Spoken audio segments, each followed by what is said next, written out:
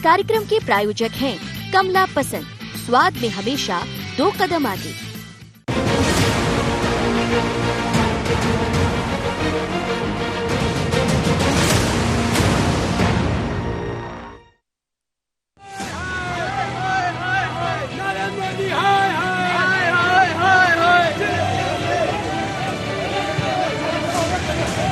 प्रदेश और देश में बढ़ती महंगाई से हाहाकार है और हर कोई लाचार है। कांग्रेस की लाचारी एक सशक्त विपक्ष नहीं बनने की है तो बीजेपी के सामने अंतर्राष्ट्रीय बाजार में दाम बढ़ने की है। लेकिन असली लाचारी है जनता की। रसोई गैस के दाम 75 रुपए बढ़ गए, पेट्रोल 100 का आंकड़ा पार करने की तैयारी में है और डीजल 100 के नजदीक। शनिवार को कांग्रेस ने आधे दिन के बंद का आह्वान किया। इस बार प्रदेश में बंद का असर भी दिखा और उज्जैन से पैसे देकर बंद कराने की तस्वीर भी खूब वायरल हुई।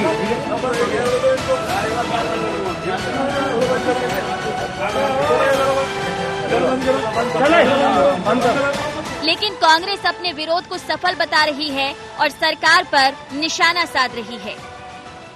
ये खासियत है नरेंद्र मोदी जी की कि उन्होंने कोविड की आपदा को अवसर में बदल दिया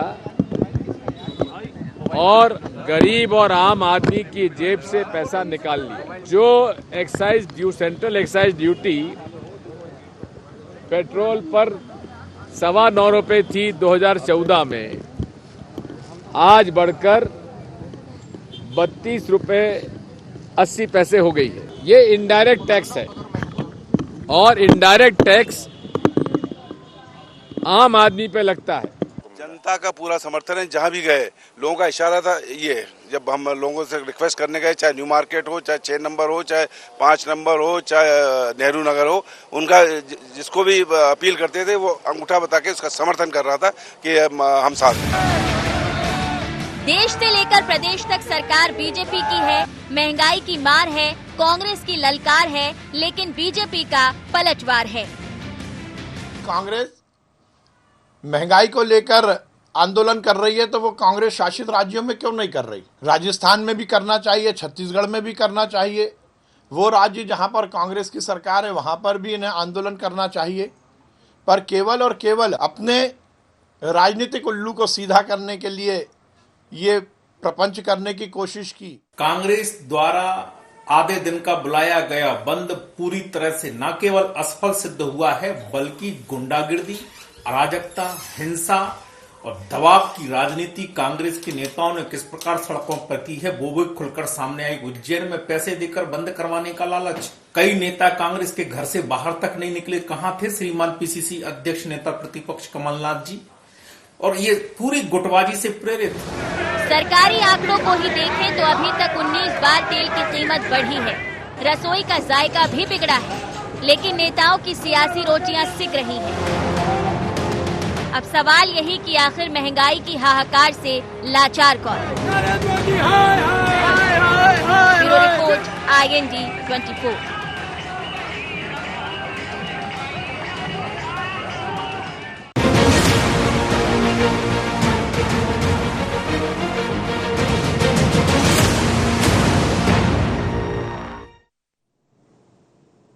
एंड एजेंडा में आपका स्वागत है। मैं हूं मनोज सैनी। आज का एजेंडा है हाहाकार, कौन लाचार। इस पर हम बात करेंगे, लेकिन उससे पहले डाल लेते हैं कुछ खास बिंदु पर निगाह। कांग्रेस का बंद कितना पास, कितना फैल? क्या महंगाई का मुद्दा उठा, विपक्ष तलाश रहा अपना वजूद? देश में बढ़ती महंगाई पर आखिर कब लगेगी लगाम? इस सियासी घमासान में जनता को मिलेगा न्याय? इन्हीं सवालों को लेकर आज आपसे चर्चा करने वाले हैं। लेकिन चर्चा तो होगी, क्योंकि महंगाई, सही बात है, मारे डाल रही। लोग परेशान हैं। पेट्रोल की कीमत 100 से ज्यादा के ऊपर पहुंच रही है, डीजल उसका पीछा कर रहा है। लेकिन रसोई गैस जो जायका बिगाड़ रही है, महिलाएं परेशान हैं, लोग परेशान हैं। पर सवाल यही कि महंगाई रुकेगी कैसे?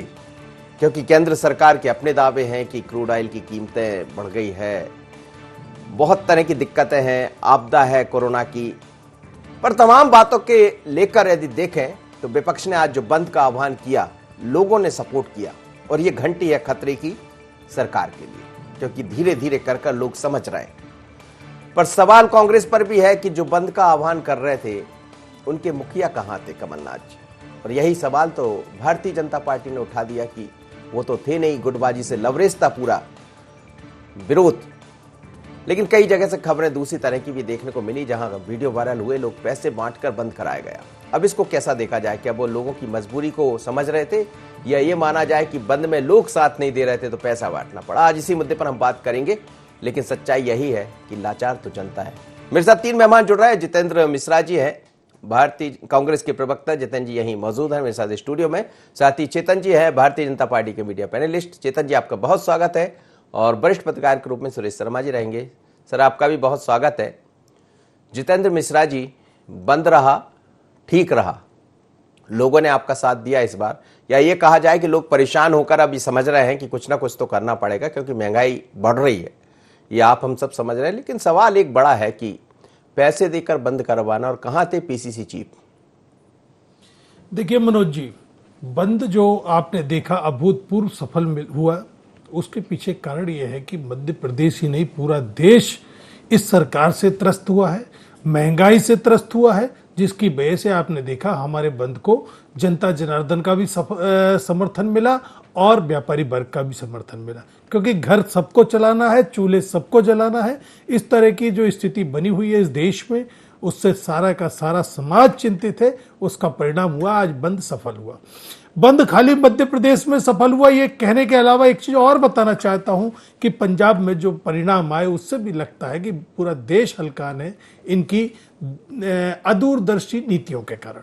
सब पे पढ़ रहा था मनोज जी कि आज देश में जो पेट्रोल डीजल के रेट हैं 70% टैक्स लिया जा रहा है उन रेटों पे। इस टैक्स, ये सबसे बड़ी समस्या है जो कि महंगाई को लगातार बढ़ा रहा है, क्योंकि पेट्रोल डीजल जो है ये भाड़ा बढ़ाता है और इससे सारी जरूरी चीजें महंगी हो जाती हैं, सीधी सी चीज। एक दूसरा, सरकार ने वित्त मंत्री अरुण जेटली जी को बनाया था, जब भी हमने ये कहा था कि बहुत अच्छे वकील हो सकते हैं, लेकिन कहीं ना कहीं वित्त मंत्री जिसको बनाया जाता है उसको आर्थिक मामलों का विशेषज्ञ होना चाहिए। आपने नहीं बनाया किसी को, आपने अरुण जेटली जी के भरोसे चलाया। एक आर्थिक सलाहकार मंडल होता है वित्त मंत्री के साथ, जो कि आपने बहुत दिनों तक नहीं बनाया और आखिर में 3 सदस्य उसके बनाए। आपने देखा किस तरीके से अर्थव्यवस्था वहां से गिरना शुरू हुई, जो कि आज बदतर स्थिति में हो गई। आप ये देखिए, वित्त मंत्री सरकार का गैर जिम्मेदाराना बयान जारी करते हैं कि प्याज और लहसुन महंगा हो गया तो क्या हुआ, हमारे यहां तो प्याज नहीं खाया जाता।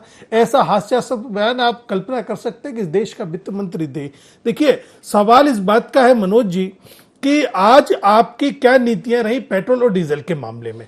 आप ये देखिए कि जो पेट्रोल और डीजल था उसमें आपको अपने घरेलू संसाधनों का उपयोग करना चाहिए था, लेकिन रिपोर्ट ये बता रही है मनोज जी कि आपको एक्सप्लोरेशन पे जो खर्च करना चाहिए था वो आपने 17-18 में 11,500 करोड़ रुपए आपने खर्च किए एक्सप्लोरेशन में। जो घरेलू आपने अन्वेषण करना था, जो अपना तेल निकालना था, 18-19 में आपने 6,000 करोड़ कर दिया। मतलब 1% घरेलू उत्पादन घटा है और 28% ये सब जितेंद्र जी 28% आपने बाहर से आयात किया है। मतलब आप अगर बजट बढ़ाते तो निश्चित तौर पर आयात कम करना पड़ता और आपका घरेलू प्रोडक्शन बढ़ जाता। जितेंद्र जी, आप अपनी तैयारी से हैं, लेकिन तैयारी वहां कहां चली गई जब आपके जिन नेता, जो आधार है आपका पीसीसी चीफ, कहीं एक आध जगह 5-10 मिनट के लिए दिख जाते तो ये सवाल खड़ा नहीं होता।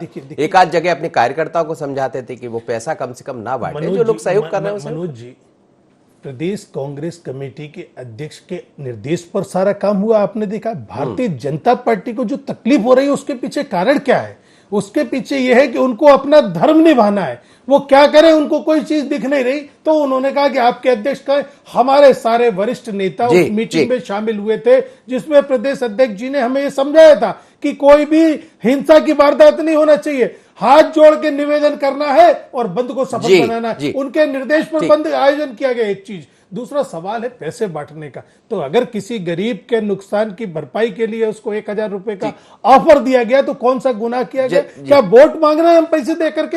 अगर कोई किसी के घर में रात में चूल्हा नहीं जल पाता, दिन भर कमाता है, उसको पैसे दिए गए तो मुझे लगता है कोई गुनाह नहीं। चेतन जी, दाम बढ़ रहे हैं, जनता परेशान है, हाहाकार है, समझ नहीं आ रहा कि लाचार कौन है। लाचार कांग्रेस है कि जिस तरह से विपक्ष को सामने आना चाहिए वो दिखाई नहीं दिया, फिर भी आज तो असर है उसका।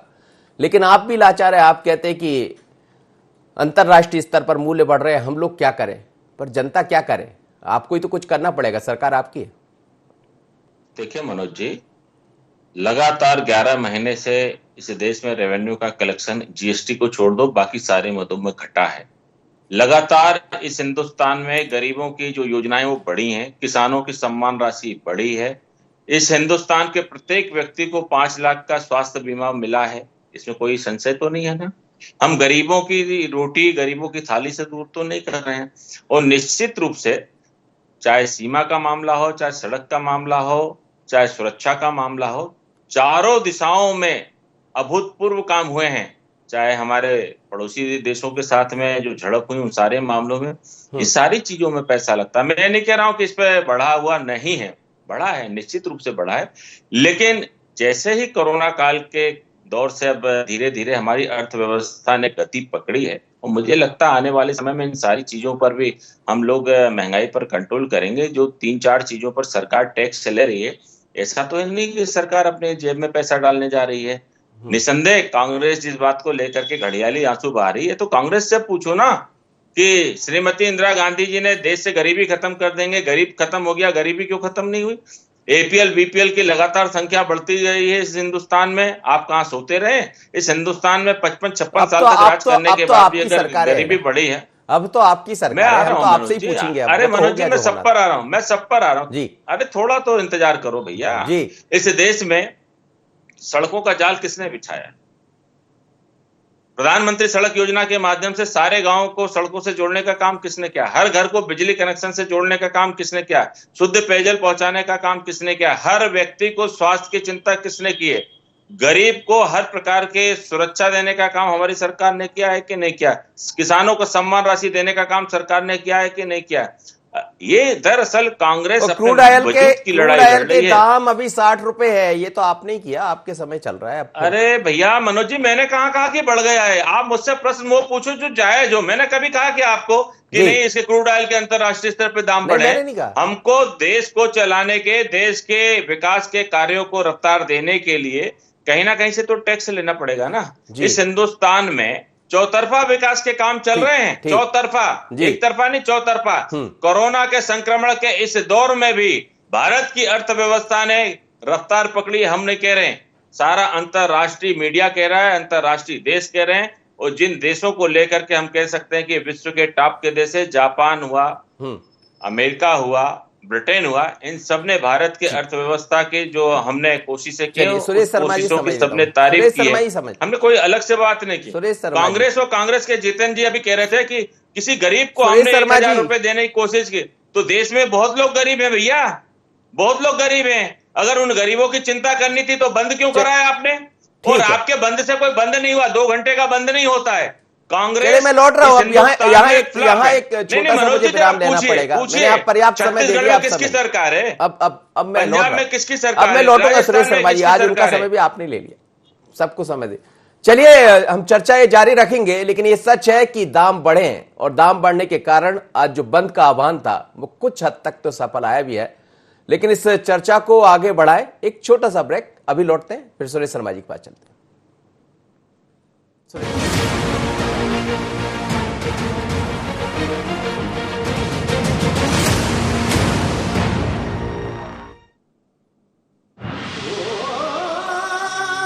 कोई खास है, कोई बात है, कमला पसंद। जीते दुनिया हर बाजी जीते, हर अदा में शाही अंदाज है। कमला पसंद पान मसाला, शाही स्वाद, शाही अंदाज, स्वाद में हमेशा 2 कदम आगे।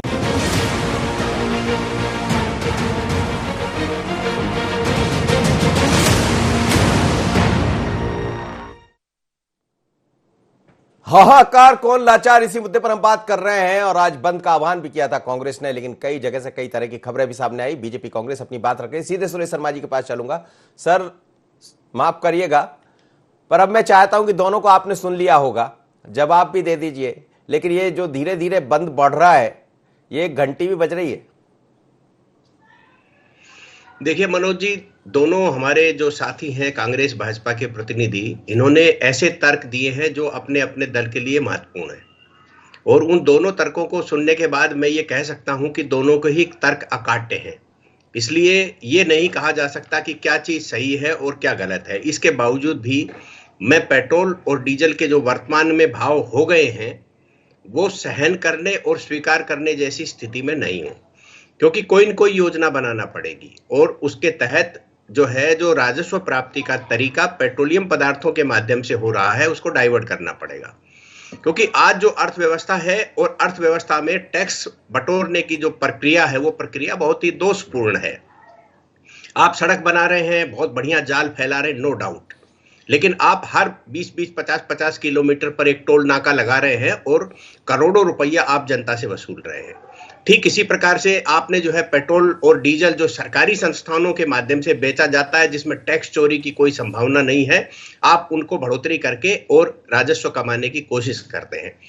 क्या आप कारपोरेट सेक्टर के ऊपर जो गिरावट हो रही है, मैं हमेशा एक सवाल उठाता रहा हूं कि व्यापारी जो पक्ष है उसमें 8% की टैक्स वृद्धि होती है हर वर्ष, लेकिन कारपोरेट सेक्टर में वो 16% होती थी, जो पिछले कुछ वर्षों से, मैं ये नहीं कह रहा हूं कि 2014 से, पर पिछले कुछ वर्षों से वो जो कारपोरेट सेक्टर से जो टैक्स की आमदनी हमारे सरकारों को होती थी वो घट रही है।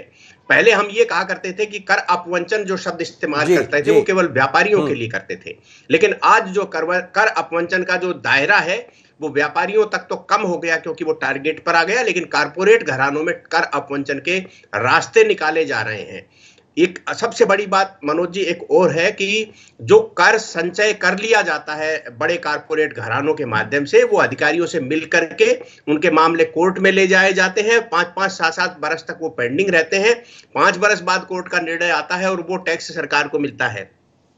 तो इस तरह से कर अपवंचन के तौर तरीके कारपोरेट सेक्टर ने निकाले हैं, जिसके कारण राजस्व प्राप्तियां घटी हैं और सरकार उसको बचाने आम जनता से धीरे धीरे वसूले वाले तौर तरीके अपना रही है, जैसा मैंने सड़क का बताया, जैसा मैंने पेट्रोलियम पदार्थों का बताया, इस तरह से। अब एक बात है, जहां तक सरकारों की गलती का प्रश्न है तो इसको कोई अस्वीकार नहीं कर सकता। मैंने एक तो तर्क दिया जो व्यवहारिक है, दूसरी पॉलिटिकल बात कह रहा हूं, वो ये है कि मैंने ये महसूस किया है कि जब राजस्व प्राप्तियां घट उनके पास डेवलपमेंट के काम नहीं होते, और डेवलपमेंट के काम तब होते हैं जब पैसा उनके किन्हीं माध्यम से आए। हमने ये महसूस किया कि कोरोना काल के अंदर जो व्यवसाय, इंडस्ट्री, कारोबार सब बंद थे, तो सरकार के पास प्राप्तियां घटी और निश्चित रूप से चीन जैसा हमारे सामने प्रसंग आया तो पैसे की व्यवस्था करना चाहिए। अगला मेरा पॉलिटिकल जो सेंटेंस है वो ये है, मध्य प्रदेश में टैक्स जो है वास्तव में ज्यादा है। आज मैंने सेल टैक्स के 2-3 अधिकारियों को फोन किया, जब आपका फोन मेरे पास आया तो मैंने उनसे पूछा कि आप मुझे तुलनात्मक रूप से समझा दीजिए कि पंजाब, राजस्थान और छत्तीसगढ़ कांग्रेस शासित राज्य हैं और मैं मध्य प्रदेश में रहता हूं, इसलिए मध्य प्रदेश भाजपा शासित राज्य है, यहां टैक्स स्ट्रक्चर किसका ज्यादा भारी भरकम है। तो मुझे सेल टैक्स के अधिकारियों ने कहा कि भाई साहब ईमानदारी से बताते हैं मध्य प्रदेश का टैक्स ज्यादा है। चलिए सर, मैं लौट रहा हूं राजस्थान का, सर मैं लौट रहा हूं इस बात नहीं, देखिए मेरे को दोबारा मत बुलाइए, चाहे नहीं बुलाऊंगा, मेरी बात पूरी नहीं होगी तो मेरा अर्थ बदल जाए। कहिए मेरा अर्थ बदल जाए, कहिए आप, कहिए, बात पूरी कीजिए सर। हाँ, मैं बात पूरी नहीं करूंगा तो मेरी बात आधी कहिए आप। फिर उन्होंने कहा कि पंजाब, राजस्थान और छत्तीसगढ़ में टैक्स स्ट्रक्चर कम है, मध्य प्रदेश में ज्यादा है। तो मैंने पूछा मध्य प्रदेश में टैक्स स्ट्रक्चर क्या है, तो मुझे उन्होंने कहा कि पेट्रोल पर 37% टैक्स है, 4.5 रुपया प्रति लीटर जो है वो एडिशनल टैक्स है प्रति लीटर, 3.5 लीटर, और 1% सेस है। ठीक इसी प्रकार से 28% डीजल पर टैक्स है, 2.5 रुपया प्रति लीटर अतिरिक्त है और 1% सेस है, और 150 से अधिक रुपया गैस सिलेंडर के बढ़े हैं। तो मैं ये कह सकता हूं कि सरकारें यदि चाहें टैक्स कम करना है, अपने यहां टैक्स कम करके रेट घटा सकती है। लेकिन मैं इसमें मेरी चर्चा के अंतिम दौर में एक लाइन बोलूंगा कि 1.5 बरस के कांग्रेस शासन के बाद जब शिवराज जी की सरकार आई है, उसने एक भी पैसा टैक्स नहीं बढ़ाया। ये टैक्स कांग्रेस के जमाने में उससे पहले से ही चला। चलिए मैं कांग्रेस के पास ही चलता हूं सर जी। जितेंद्र मिश्रा जी जवाब दीजिए। देखिए मनोज जी, सबसे पहली चीज तो ये जो अभी कोरोना काल की बात की जा रही थी, कोरोना काल में ना हवाई सेवा चालू थी, ना कोई वाहन का आपने देखा कहीं आवागमन हो रहा था, क्रूड ऑयल के रेट बिल्कुल जमीन पर आ गए थे। उस दौरान ये रेट क्यों कम नहीं हुआ अगर तुमने मार्केट के भरोसे छोड़ दिया था इसको? तो क्योंकि जब जब रेट कम होता है, जब जब टैक्स बढ़ा दिया जाता है ताकि गरीब को राहत न पहुंचे, ये खून चूसने वाली नीति को एक चीज और बताना चाहता हूं, 166 देशों को लेकर के बैठा हूं, 113 नंबर पे आप बैठे हो। ये इंडिया जो भारत है 113 नंबर पे महंगा पेट्रोल डीजल बेचने की तैयारी कर रहा है। एक और इनकी कलाबाजी देखिए, जो इस तरह का भाषण चेतन जी दे रहे थे 2014 में, प्रधानमंत्री श्री मोदी ने आकर के जो डीजल को डीरेगुलराइज किया, जो कि किसान और एक गरीब और मजदूर की बहुत बड़ी जरूरत होती है, जिसके लिए हमें सब्सिडी देना पड़ती है ताकि उसके ट्रैक्टर और उसके दूसरे इंजन, पानी के इंजन चलाए जा सके। उसको डीरेगुलराइज जो किया उसमें यह था कि 1 तारीख और 16 तारीख को रेट बढ़ाए जाएंगे। मनोज जी 17 जून को 2017 में जब इन्हें लगा कि विरोध बढ़ेगा तो इन्होंने उसे डेली सुबह 6 बजे रेट बढ़ाना चालू कर दिए ताकि विरोध ना हो। 1 रुपए 8 आने बढ़ते रहे रोज, समझ में नहीं आए, यह स्थिति पहुंचा दी कि 100 रुपए से ऊपर पेट्रोल कर दिया, डीजल कर दिया इन्होंने।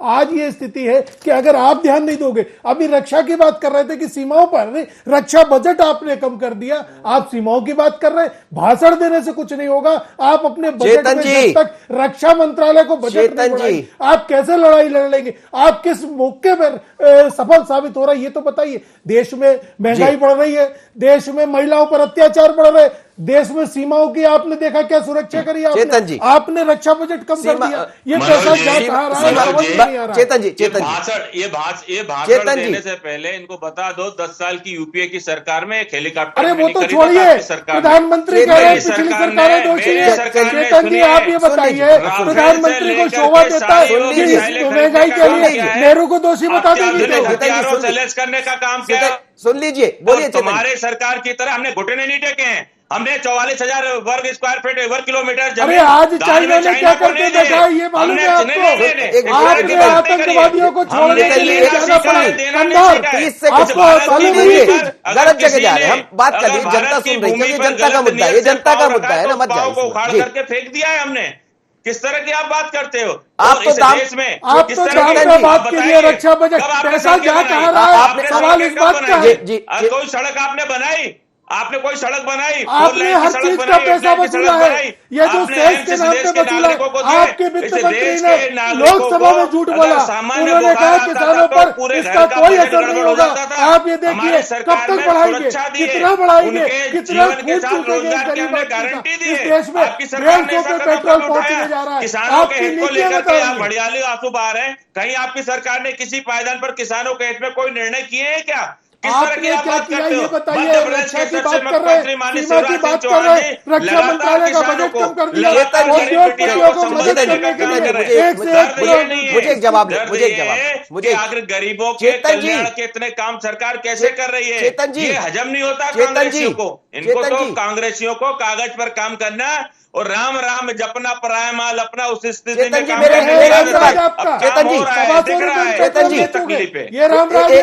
एक मिनट जितेंद्र जी, एक सवाल का जवाब दे दीजिए। जनता वास्तव में लाचार हो रही है, जनता परेशान है, उसके लिए आप कुछ करेंगे या नहीं करेंगे? बस इतना जवाब।